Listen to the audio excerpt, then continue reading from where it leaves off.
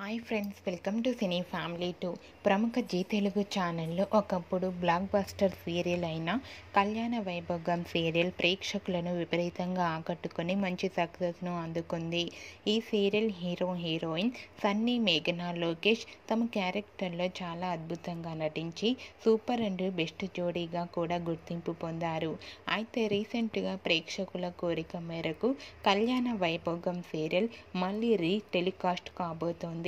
కళ్యాణ వైభోగం సీరియల్ ఈ రోజు నుండి సోమవారం నుంచి శనివారం వరకు సాయంత్రం 5:30 ప్రసారం కాబోతోంది.